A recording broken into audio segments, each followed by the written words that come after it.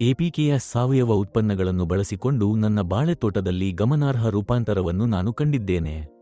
ಆರ್ಬಿಕ್ಸ್ ಮತ್ತು ಅಭಿಮಾನ್ ನಂತಹ ಉತ್ಪನ್ನಗಳ ವ್ಯವಸ್ಥಿತ ಅನ್ವಯದ ಮೂಲಕ ಎಲೆ ಚುಕ್ಕೆ ಮತ್ತು ಎಲೆ ರೋಗದಂತಹ ರೋಗಗಳನ್ನು ಸಂಪೂರ್ಣವಾಗಿ ನಿಯಂತ್ರಣಕ್ಕೆ ತರಲಾಗಿದೆ. ಇದಲ್ಲದೆ ಕಾಂಡದ ಬೆಳವಣಿಗೆ ವೇಗಗೊಂಡಿದೆ. ಇದರ ಪರಿಣಾಮವಾಗಿ ಬಾಳೆ ಗಿಡಗಳ ಆರೋಗ್ಯಕರ ಬೆಳವಣಿಗೆ ಕಂಡುಬಂದಿದೆ. ಆರಂಭದಲ್ಲಿ ಈ ವಿಧಾನವನ್ನು ಕೇವಲ 100 ಸಸ್ಯಗಳನ್ನು ಒಳಗೊಂಡ ಪ್ರಾಯೋಗಿಕ ಆಧಾರದ ಮೇಲೆ ಪರೀಕ್ಷಿಸಲಾಯಿತು. ನಂತರ ಅಪ್ಲಿಕೇಶನ್ ಅನ್ನು 600 ಸಸ್ಯಗಳನ್ನು ಒಳಗೊಳ್ಳಲು ವಿಸ್ತರಿಸಲಾಯಿತು. ಪ್ರಸ್ತುತ ಇಡೀ ಬಾಳೆ ತೋಟವು ದೃಢವಾದ ಮತ್ತು ಆರೋಗ್ಯಕರ ಬೆಳವಣಿಗೆಯ ಮಾದರಿಯನ್ನು ಪ್ರದರ್ಶಿಸುತ್ತದೆ. ಶುಭಾಶಯಗಳು. ನನ್ನ ಹೆಸರು ಕಾರ್ತಿಕೇಯನ್. ನಾನು ಕೊಯಮತ್ತೂರು ಜಿಲ್ಲೆಯ ಕರಮುಡೈ ಒಕ್ಕೂಟದೊಳಗಿನ ವೆಲಿಯನ್ಗಡು ಪಂಚಾಯತ್ನವನು. ನಾನು ಎಪಿಕೆಎಸ್ ಸಾವಯವ ಉತ್ಪನ್ನಗಳನ್ನು ಬಳಸಿಕೊಂಡು ಕೃಷಿಯಲ್ಲಿ ತೊಡಗಿಸಿಕೊಂಡಿದ್ದೇನೆ. ಆರಂಭದಲ್ಲಿ ನಾನು ಈ ಉತ್ಪನ್ನಗಳನ್ನು ನನ್ನ ಟೊಮೆಟೊ ಮತ್ತು ಬೆಂಡೆಕಾಯಿ ಬೆಳೆಗಳಿಗೆ ಅನ್ವಯಿಸಿದೆ. ತರುವಾಯ ನಾನು ನನ್ನ ಬಾಳೆ ತೋಟದಲ್ಲಿ ಪ್ರಾಯೋಗಿಕವಾಗಿ 100 ಸಸ್ಯಗಳ ಆಯ್ದ ಗುಂಪಿಗೆ ಉತ್ಪನ್ನಗಳನ್ನು ಬಳಸಿದ್ದೇನೆ. ಫಲಿತಾಂಶಗಳು ಹೆಚ್ಚು ಉತ್ತೇಜನಕಾರಿಯಾಗಿದ್ದರಿಂದ ನಾನು ನನ್ನ ತೋಟದಲ್ಲಿರುವ ಎಲ್ಲಾ ಬಾಳೆ ಗಿಡಗಳಿಗೆ ಬಳಸಲು ಪ್ರಾರಂಭಿಸಿದೆ. ಪ್ರಸ್ತುತ ನನ್ನ ತೋಟವು ಸುಮಾರು 600 ಥೇನಿ ನೆಂದ್ರಮ್ ಬಾಳೆ ಗಿಡಗಳನ್ನು ಹೊಂದಿದೆ. ಈ ನಿರ್ದಿಷ್ಟ ವಿಧದ ಬಾಳೆಹಣ್ಣು ಉತ್ತಮ ಬೆಳವಣಿಗೆಯ ಶಕ್ತಿಯನ್ನು ಪ್ರದರ್ಶಿಸುತ್ತದೆ ಮತ್ತು ಸಾಮಾನ್ಯ ಬಾಳೆ ಪ್ರಭೇದಗಳಿಗೆ ಹೋಲಿಸಿದರೆ ಹೆಚ್ಚಿನ ಪ್ರಮಾಣದ ಇಳುವರಿಯನ್ನು ನೀಡುತ್ತದೆ.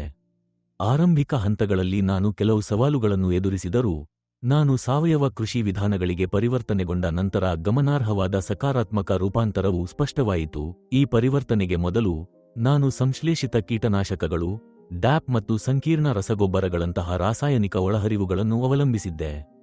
ಆದಾಗ್ಯೂ ನನ್ನ ಕುಟುಂಬದ ದೇಶೀಯ ಬಳಕೆಗಾಗಿ ಆರೋಗ್ಯಕರ ಉತ್ಪನ್ನಗಳನ್ನು, ನಿರ್ದಿಷ್ಟವಾಗಿ ಮೆಣಸಿನಕಾಯಿಗಳು ಮತ್ತು ತರಕಾರಿಗಳನ್ನು ಬೆಳೆಸುವ ನಿರ್ದಿಷ್ಟ ಉದ್ದೇಶದಿಂದ ಸಾವಯವ ಕೃಷಿಗೆ ಬದಲಾಯಿಸುವ ಪ್ರಜ್ಞಾಪೂರ್ವಕ ನಿರ್ಧಾರವನ್ನು ನಾನು ತೆಗೆದುಕೊಂಡೆ.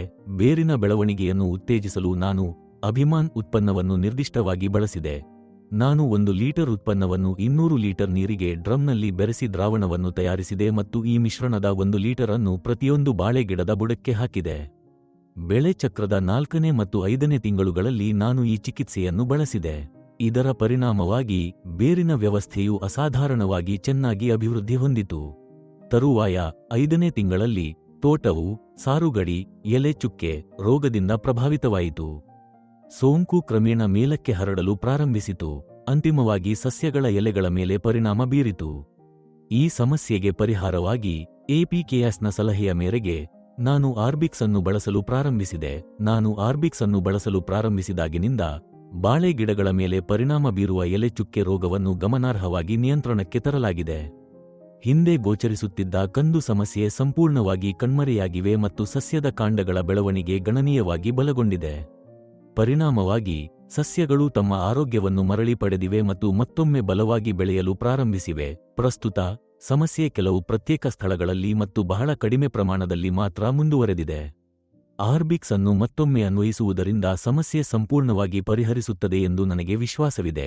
ನಾನು ಈಗ ಸಂಪೂರ್ಣವಾಗಿ ಸಾವಯವ ವಿಧಾನಗಳ ಮೂಲಕ ಕೃಷಿಯನ್ನು ಅಭ್ಯಾಸ ಮಾಡುತ್ತಿದ್ದೇನೆ.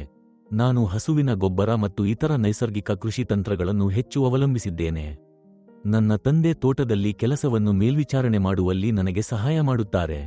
ಸಾವಯವ ಕೃಷಿ ವಿಧಾನಗಳೊಂದಿಗೆ ಆರ್ಬಿಕ್ಸ್ ಅನ್ನು ನಿರಂತರವಾಗಿ ಬಳಸುವುದರಿಂದ ಬಾಳೆ ತೋಟದಲ್ಲಿ ಎಲೆ ಚುಕ್ಕೆ ರೋಗವನ್ನು ಗಮನಾರ್ಹವಾಗಿ ನಿಯಂತ್ರಿಸಲಾಗಿದೆ.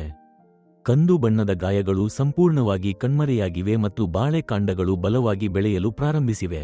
ಅದೇ ಸಮಯದಲ್ಲಿ ಬೇರಿನ ಬೆಳವಣಿಗೆ ಗಮನಾರ್ಹವಾಗಿ ಸುಧಾರಿಸಿದೆ. ಇದರ ಪರಿಣಾಮವಾಗಿ ಸಸ್ಯಗಳು ಹಚ್ಚ ಹಸಿರಿನಿಂದ ಕೂಡಿದ್ದು ಅಭಿವೃದ್ಧಿ ಹೊಂದುತ್ತಿವೆ. ಸಾವಯವ ಕೃಷಿಗೆ ಪರಿವರ್ತನೆಗೊಳ್ಳುವ ಮೂಲಕ ನಾವು ಸುರಕ್ಷಿತ ಮತ್ತು ವಿಶ್ವಾಸಾರ್ಹ ಸುಗ್ಗಿಯನ್ನು ಯಶಸ್ವಿಯಾಗಿ ಪಡೆದುಕೊಂಡಿದ್ದೇವೆ. ಆರಂಭದಲ್ಲಿ ಕೇವಲ 100 ಸಸ್ಯಗಳನ್ನು ಒಳಗೊಂಡ ಪ್ರಾಯೋಗಿಕ ಆಧಾರದ ಮೇಲೆ ಪರೀಕ್ಷಿಸಲ್ಪಟ್ಟ ಈ ವಿಧಾನವನ್ನು ಈಗ ಅದರ ಹೆಚ್ಚಿನ ಸಕಾರಾತ್ಮಕ ಫಲಿತಾಂಶಗಳಿಂದಾಗಿ 600 ಸಸ್ಯಗಳನ್ನು ಒಳಗೊಳ್ಳಲು ವಿಸ್ತರಿಸಲಾಗಿದೆ. ಪ್ರಸ್ತುತ ಇಡೀ ಬಾಳೆ ತೋಟವು ಅತ್ಯುತ್ತಮ ಬೆಳವಣಿಗೆ ಮತ್ತು ಚೈತನ್ಯವನ್ನು ಪ್ರದರ್ಶಿಸುತ್ತಿದೆ.